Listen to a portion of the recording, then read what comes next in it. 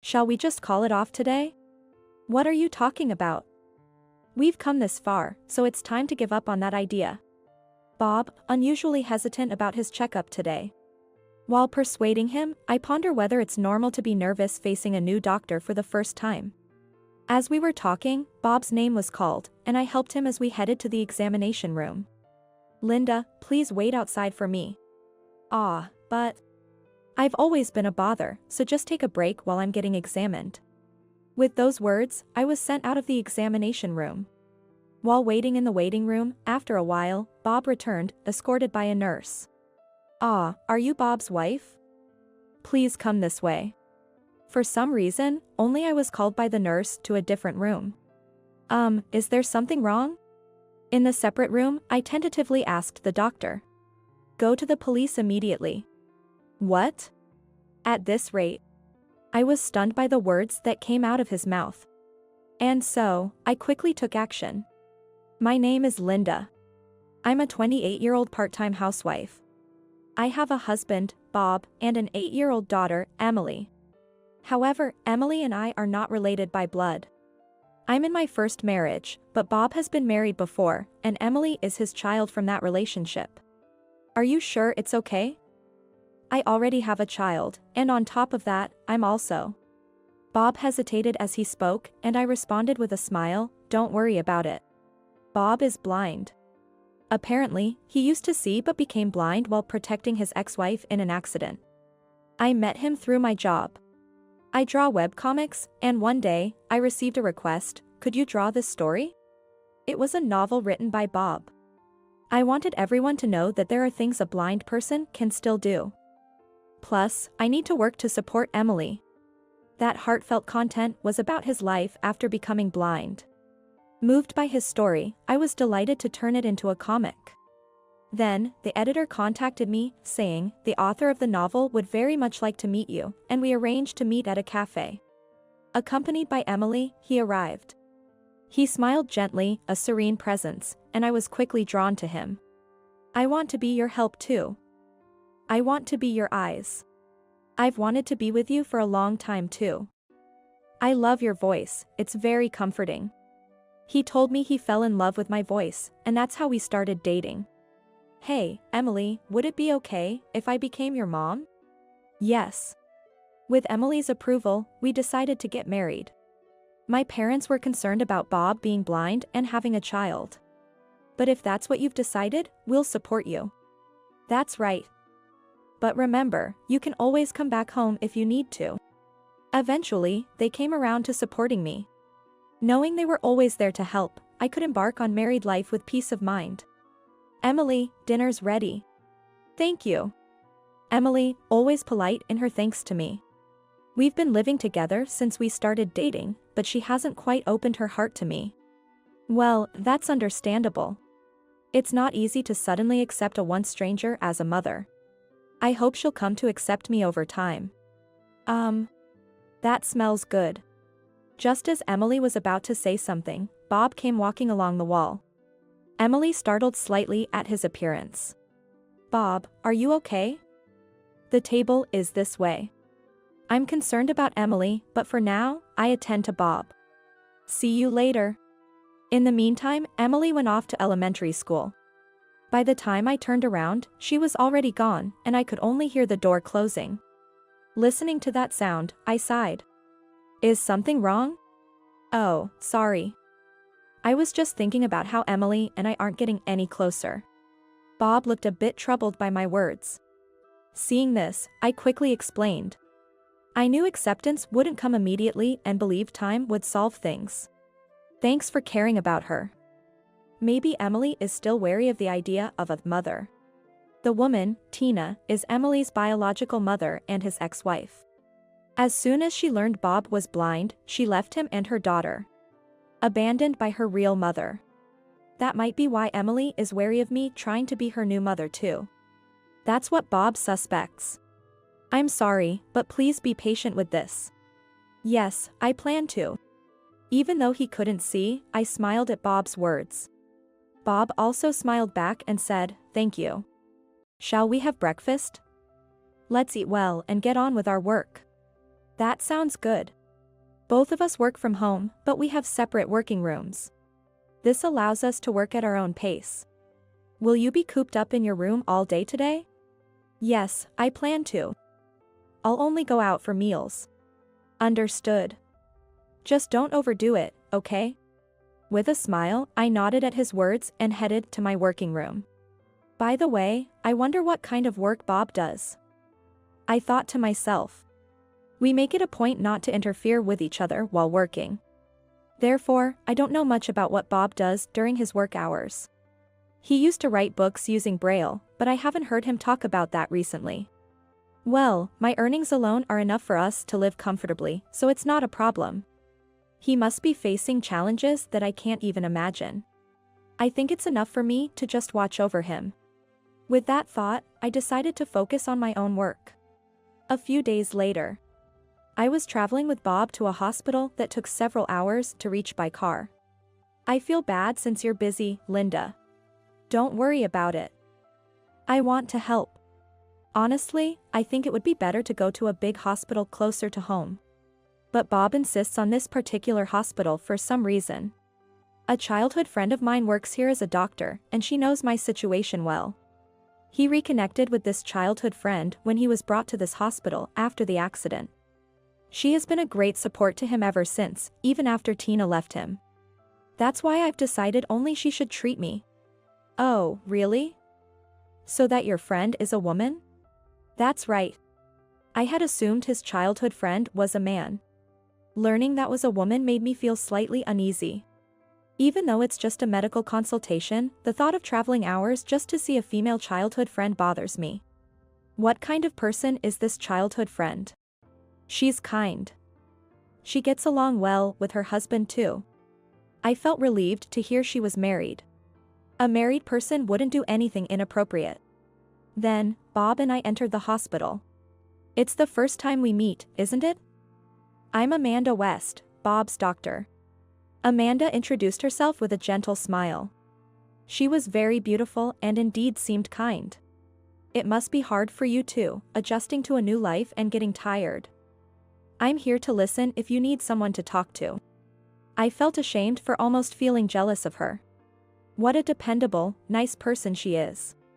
I felt that way, and when Amanda suggested, let's exchange contact information if you're okay with it, I was delighted to exchange it.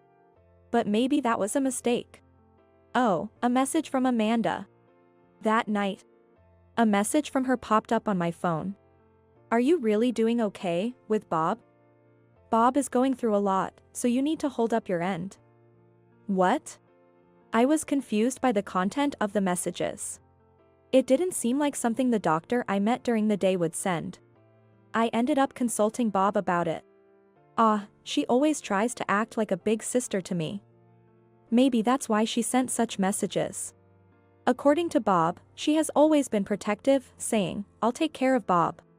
She was deeply concerned about our marriage, especially after what happened with Tina. Perhaps that's why she's being somewhat cold to me as a childhood friend. Once she sees that I'm living happily, she'll probably be reassured. That's true. Then I need to make sure we are happy. Bob laughed as I said this, saying, "That's the spirit." Emily seemed to be watching us with something to say.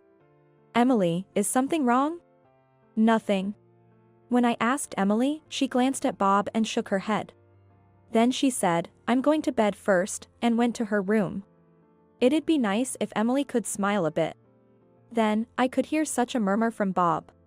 When I turned around to this comment, Bob tilted his head with a puzzled I felt a slight unease at his reaction. Can you tell Emily's expressions? Yeah, we are parent and child, after all. I can tell by the tone of her voice. Bob said with a smile. Indeed, being together for 8 years, a parent might recognize subtle cues in voice tone. But how could he respond to my silent turn? Just a coincidence? Is something the matter, Linda? No, it's nothing. Bob, sensing my concern or perhaps puzzled by my silence, asked worriedly. I shook my head at him. Perhaps I'm just overthinking it. I tried to convince myself of that. Linda. One day, unusually, Emily initiated a conversation. Surprised, I managed a smile, making sure she didn't notice my astonishment. What's up? This is for when Dad isn't around, she said, handing me a piece of paper. As I took it, she instructed, please make sure Dad doesn't see it, then hurried away. I heard the front door close, so she must have gone outside. I think she mentioned going to a friend's house. What's this? The paper had a series of numbers written on it. Linda? Has Emily already left? As I pondered the meaning of the numbers, Bob called out to me. I quickly hid the paper in my pocket. Yes, she's already gone. She seems a bit rushed. That's more childlike, isn't it? I hope she acts that way around me someday. Bob chuckled at my words, that would be nice. He seemed unaware of what I had hidden. What's up with you? Aren't you off today? Usually, Bob rests until nearly noon on his days off.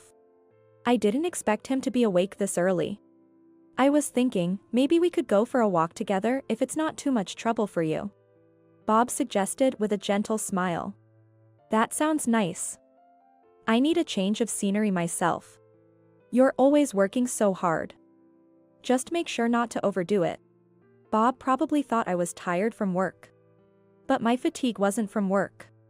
It was from the stress of dealing with Amanda's messages.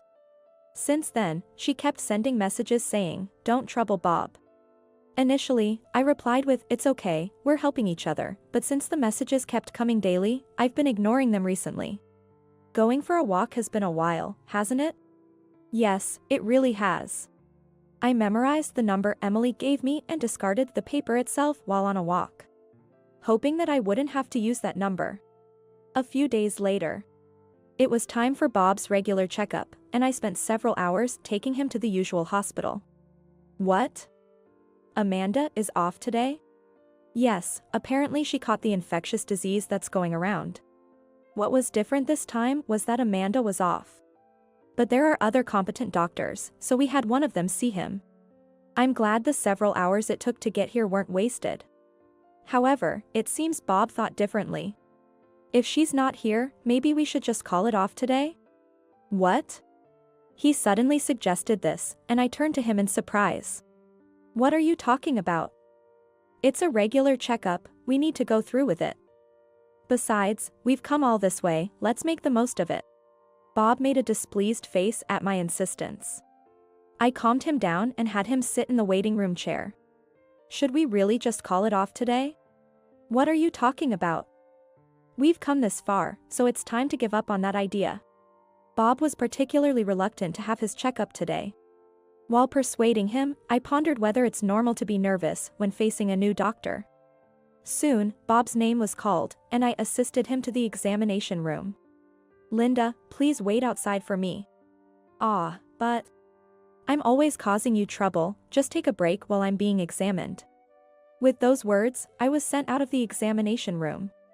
While waiting in the waiting room, Bob eventually returned, escorted by a nurse. Are you Bob's wife? Please come this way. For some reason, I was called by the nurse to a separate room. Is there something wrong? In the separate room, I cautiously asked the doctor. Go to the police immediately. What? If things continue like this, you will be used and eventually discarded. I was stunned by the words he spoke. And to take immediate action, I started moving. After some time, I received a call from Bob on my phone. Linda? Where on earth did you go? Me? I'm at the police station right now, with Emily and Tina. Bob fell silent at my words, speechless for a while. Eventually, in a frail voice, he murmured, why? Dr. Williams told me the truth about you. At that time, it was Dr. Williams who revealed the truth to me. Dr. Williams, who called me aside, said, Bob can see. What? Moreover, he is not the kind person you think he is. That's what he told me. His words left me truly perplexed. I understand it's hard to believe, but haven't you had any suspicions yourself? Prompted by his question, recent actions of Bob came to mind. How he reacted immediately to my movements, even though he's supposed to be blind. How he moves around our home without assistance and manages his personal grooming perfectly. But what bothered me the most was his relationship with Emily. Emily always seemed concerned about his eyesight, and whenever I talked with her, Bob would quickly interject. It was as if he was monitoring Emily's every move. Indeed, there have been concerning things. What he has shown you is a false person. He's conspiring with Dr. West to deceive you. If Bob's blindness was a lie, it would be strange for Amanda not to notice. Perhaps, as childhood friends, she conspired with him. Bob and Amanda are having an affair. What? It seemed that Amanda's cooperation was not because they were acquaintances, but because they were involved romantically. Digging deeper, I learned that their relationship began during the time of Tina, who was aware of it. Tina, being a nurse, had confided in Dr. Williams and others close to her. She was about to confront them when I heard about the accident involving Tina and Bob. This revelation gave me a bad feeling. I dreaded to think it, but I believe that Bob was involved in causing that accident. Shocked, I was told firmly by Dr. Williams. Afterward, she apparently went back to her hometown and we lost contact with her. I heard that Emily was taken in by Bob. Yes, she's actually living with me now. Bob probably took Emily in to assess child support and to check how much truth she knew. That's why he would check on us when we talked, being extra cautious. Realizing this, Emily wouldn't open up to me and acted like she was running away from Bob. I can't believe this. But some things do make sense. It would be best if we could contact his ex-wife, but it seems she's changed her contact information. Remembering the number Emily gave me, I spoke up. Actually, Emily gave me a phone number. Determined to uncover the truth, I decided to call the mysterious number. The person who answered was, as I expected, Tina. When I informed Bob of this, he fell silent. Ignoring Bob's silence, I continued the story. She was being monitored by your parents. Despite that, she desperately wanted to maintain a connection with her daughter. And gave Emily a contact number for a phone you didn't know about. Emily didn't have her own phone, and the home phone was monitored by Bob, making it impossible to use. I was the only one who seemed reachable. That's why Emily gave me her phone number. With her nurse's keen observation, she found a moment when your parents' surveillance was lax and made her escape. What are they doing? Bob's voice sounded irritated, a tone I had never heard before. It seems he finally showed his true nature. That's why I contacted Emily's school, and now we're all here at the police station. A parent and child are having an emotional reunion right in front of me. Seeing them like this, I feel like I'm about to cry too. Meddling in unnecessary things. What's unnecessary? I did what any person would naturally do. Tina and Emily both were crying when they said, "Thank you so much." Seeing this, my overriding emotion was fierce anger. Separating a parent and child for selfish reasons, and deceiving others for personal gain. Furthermore, that novel which moved me turned out to be entirely built on lies. Learning this truth, I was so overwhelmed with shock and anger that I saw white. She has the evidence that she was confined by your parents herself. Plus, with Dr. Williams's medical report, you can prove that your disability benefits, which you thought were due to your blindness, were fraudulently claimed. Why would you do such a thing? You enjoyed our life together, didn't you? Indeed, I did feel happiness in my life with him. Above all, I married him because I loved Bob. Right. You were just mocking me, weren't you? With that statement, Bob fell silent again. Actually, before going to the police station, I stopped by our house and peeked into his working room. I thought I might find evidence of his infidelity. What I found there was messages where you weren't working at all and were teaming up with Amanda to make a fool of me. That is, the messages described me as oblivious and naive and easy to manipulate. There was a message from Amanda to Bob asking, "Why did you choose such a woman?" To which he replied, "For the money. You chose me because as a webcomic artist I was earning well. You thought it was simple for me to be moved by reading your novels. I was really underestimated." To this, Bob retorted, "It can't be helped." What cannot be helped? As I pondered this, he began to speak unasked. I didn't want to do this either, but I really needed the money, and the only person I truly love is you, Linda. Do you think I can believe that now, after you even planned to get rid of me? What? You saw that too? Yes, besides the messages with Amanda, he had made plans to get rid of me. Bob, who had been living a life of luxury without working by taking the wealth from his ex-wife. Unable to forget such a lifestyle, he found a new source of income in me. A webcomic artist with a good income, and since I work from home, it was easy for Bob to keep an eye on me. Was it to make it look like an accident after you were done with me? That was a joke, I wasn't serious. It didn't seem like a joke to me, so we all rushed to the police. I was in danger of being threatened, and to denounce Bob and his scams. Emily was protected from Bob, and Tina had come to file a complaint about her past confinement and the slander she suffered. You're finished now. The police are already on their way to you. At those words, Bob muttered in panic, "Damn it." Immediately after, Dr. Williams's voice saying, "Running away is futile," was heard, indicating his failed escape attempt. It seems to be over. As I heard the police's voices at the end, I hung up the phone. The police were probably heading to Amanda's place where she was recuperating at home, and to his parents' place as well. It's all right now. I reassured Emily with those words.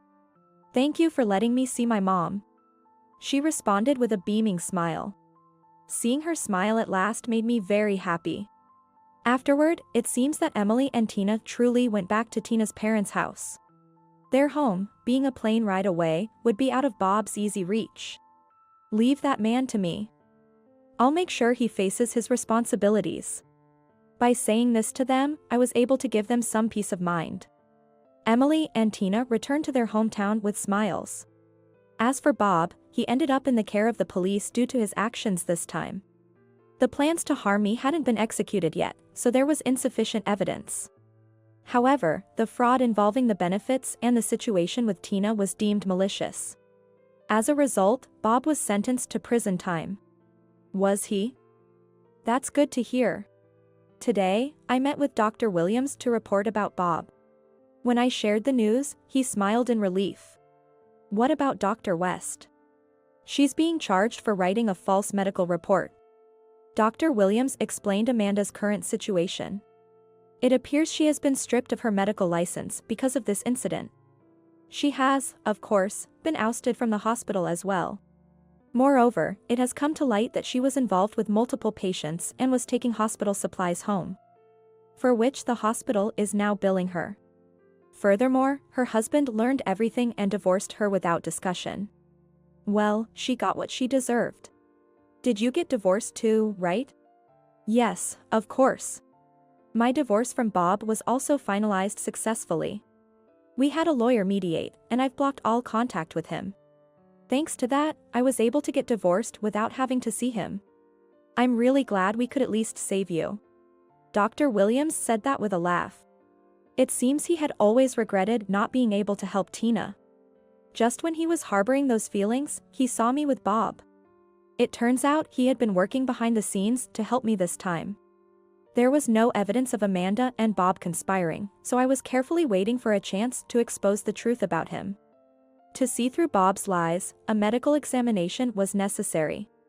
However, Amanda was always Bob's doctor and never let any other doctor handle his case. So, he had been waiting for an opportunity, and this time it finally came. No matter how good his acting was, he couldn't deceive a doctor's eyes. Dr. Williams laughed as if to say he had accomplished what he intended. Thank you so much. If you hadn't told me the truth that day, I might not be in this world right now, I said, expressing my heartfelt gratitude. Likewise.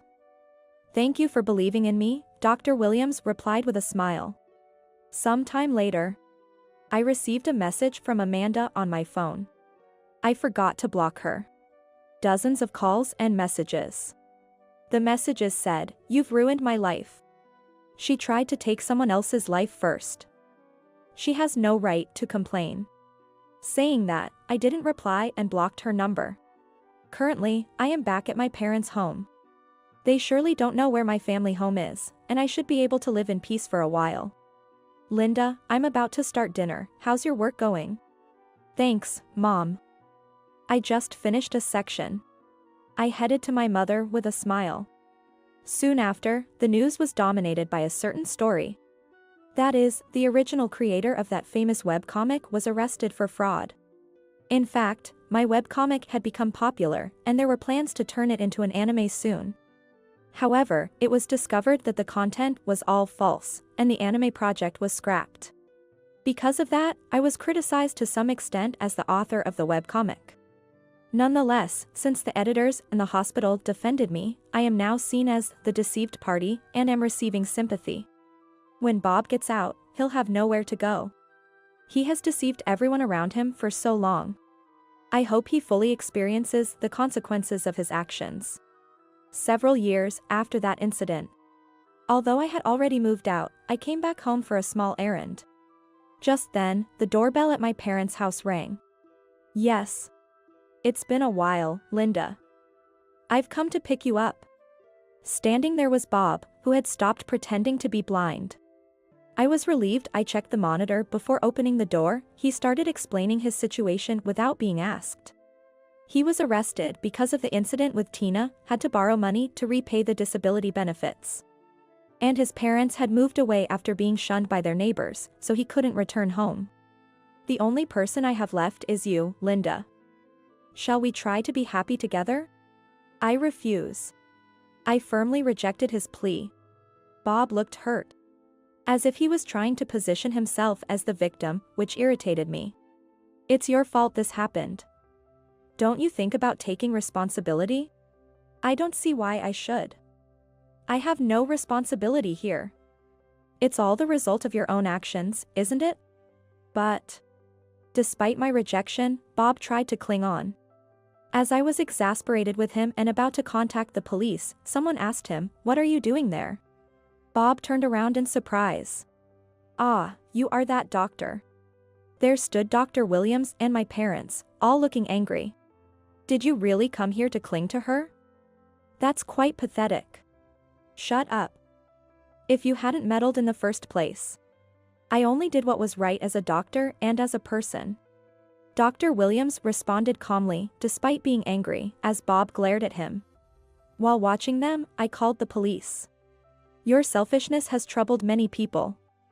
If anyone should take responsibility, it's you. Damn it. Bob tried to lash out at Dr. Williams. Enough of this. However, he was stopped by my father. My father, who had learned wrestling in the past, easily subdued Bob, who had neglected physical activity due to his years of feigned blindness. Damn. Let me go. Bob shouted, but my father did not let go until the police I had called arrived to take him away. Linda, are you all right? Yes, thank you. I answered with a smile to Dr. Williams, who looked concerned after Bob was taken away. He smiled back, reassured. He really rushed over as soon as he saw that guy. Really? I can trust him with you. My parents said, watching us with a smile. Indeed, we were engaged. Our relationship had grown stronger through the ordeal with Bob, and after his confession, we had started dating. Yes, leave her to me. He nodded in agreement, and my parents nodded back, saying, we leave her to you. Well, now that the moving is done, shall we celebrate in our new home? Actually, today's visit was due to my parents' moving house. It was meant to be a measure against Bob and the likes, but it seems we barely made it in time. Well, I got to see his impressive actions, and next time he comes around, he can taste the despair of finding no one here. Let's go. Yes. As he nodded, he offered his hand. I took his hand with a smile. Some time has passed since then, and today is my second wedding day. Linda, you look beautiful. Thank you, Emily. Emily and Tina made a special effort to attend the ceremony, showering us with blessings. I couldn't become her mother. But seeing her full of smiles like this is more than enough for me. Enjoy today. Yes. Congratulations on your wedding. Her smile prompted a heartfelt smile from me in return.